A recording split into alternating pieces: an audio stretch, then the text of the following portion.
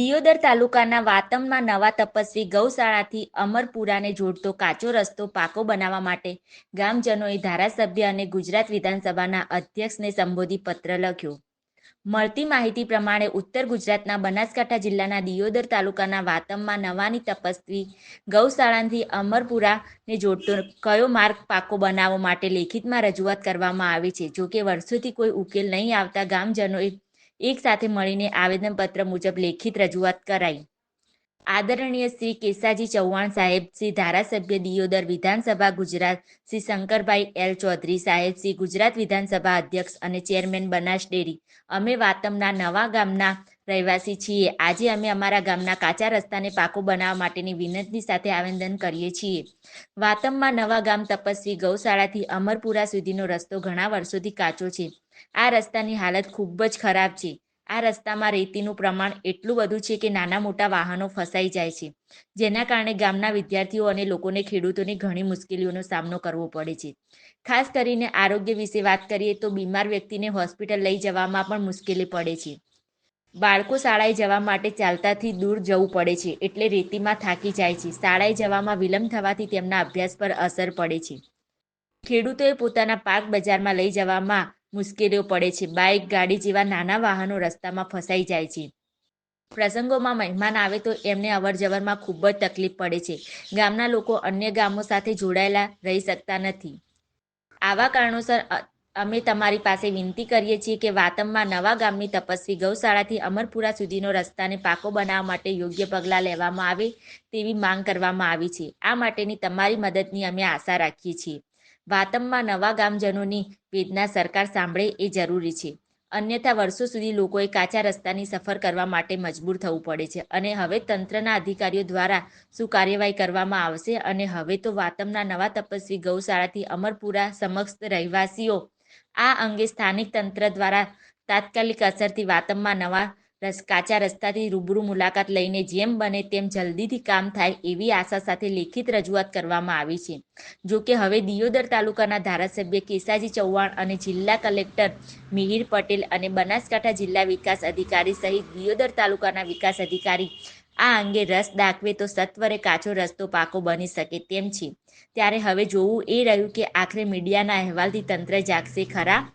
ભાઈ કાજાભાઈ, વાતમ નવા વાતમથી અમરપુરા રસ્તો દાતા વસમાં બધાય ખેડૂતોને દૂધ ભરાવા આવવું હોય, રસ્તે ગમે એ વાહન આંકવું હોય તો હેડ એમ નથી. વર્ષો મહિને ને મહિને લોડરના 5,000 ફાળો કરી અને આ ખેડૂતો બધાય માર્ગવાળા રસ્તાવાળા ફાળો કરીને મહિને ને મહિને આ રસ્તો હમો કરાવે છે. રેત પડ્યો હેડાય એવું નથી. મહેરબાની કરી આ ગામથી બીજા ગામ રસ્તો જોડતો છે. વચ્ચે પણ ગૌશાળા પણ આવી છે. ગૌશાળાએ પણ ટ્રેક્ટરને અમારે સાર ભરીને આવતા તકલીફ પડે.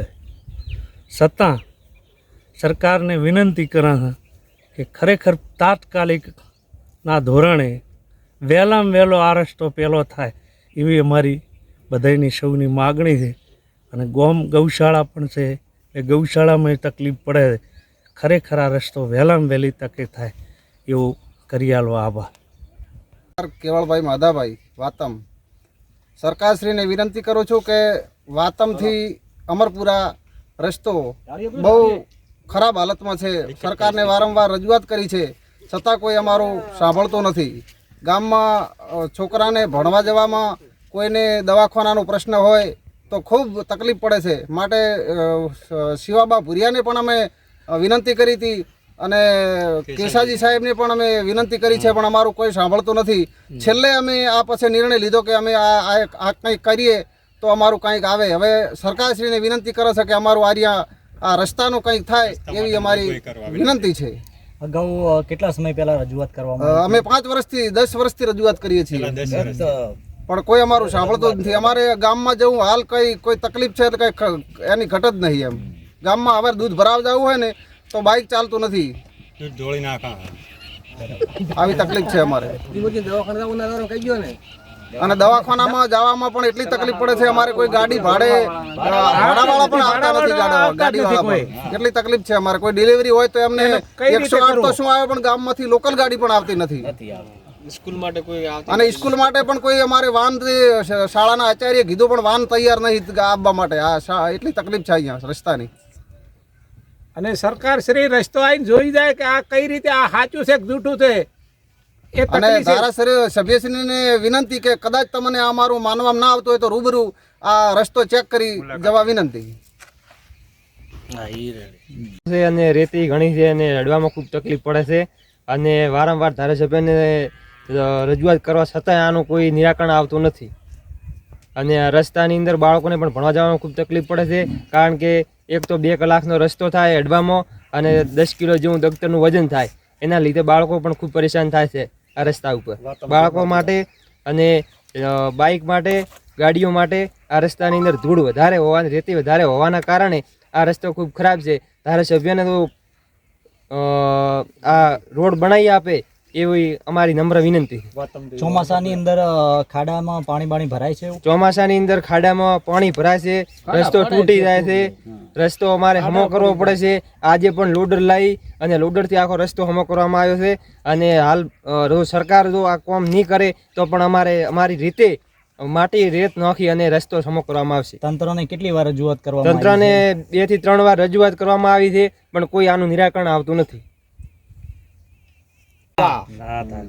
બાળકોને બીજે ભણવા માટે રસ્તો ખરાબ છે હેડવા છે નહીં દવાખાને બીજે જવું હોય તો તકલીફ છે મોટી અમરપુરા ગોળિયા મોણકી દોડતો રસ્તો છે અને હેડવામાં ખૂબ તકલીફ છે બાળકોને ભણવા જવામાં બીજે દવાખાનું બધી વાત એ તકલીફ છે કોઈ મને હેડી શકતો નથી ગાડી બીજી ફસાઈ જાય બધા લોડર લાભમાં કરવા ખૂબ તકલીફ છે એમ અગાઉ કોઈ રજૂઆત કરેલી ખરી? રજૂઆત કરેલી છે ને પેલા ધારાસભ્ય સાહેબ ને રજૂઆત કરેલી છે અને ખૂબ વિનંતી છે કે આ રોડ તરત થાય વહેલામ વહેલે તકે આટલો આ રોડ થાય એ વાત છે લ્યો ભાઈ મોફાભાઈ વાતકામાં નવાથી અમરપુરા ગોળિયાનો રસ્તો છે એ અમે વર્ષોથી રજૂઆત કરે છે છેલ્લા 15 વર્ષથી અને આજ દિવસ સુધી અમારો રસ્તાનો ઉકેલ કોઈ આવ્યો નથી વારંવાર રજૂઆતો કરે છે વર્ષો અમે રજૂઆતો કરે છે કોઈ ધારાસભ્ય ધ્યાનમાં લેતા નથી અને અમે કંઈક વાર અમે હેરાન પરેશાન થઈ રહ્યા છે અમારે જવાના બાળકોને ભણવામાં ખૂબ તકલીફ પડી રહી છે એટલે વહેલી તકે અમારો રસ્તો કરો એવી અમારી ખાસ વિનંતી છે અગાઉ કોઈ રજૂઆત કરેલી ખરા? હા અમે ઘણી વખત રજૂઆત કરેલી અમે શિવાબા ભુરિયા સાહેબને પણ વિનંતી કરેલી છે અને કેસાજી ચૌહાણને પણ વિનંતી કરી છે હજુ સુધી એનો કોઈ ઉકેલ આવેલો નથી તો વહેલી તકે અમને આ રસ્તાનું કામ કરે એવો અમે આશા રાખીએ છીએ.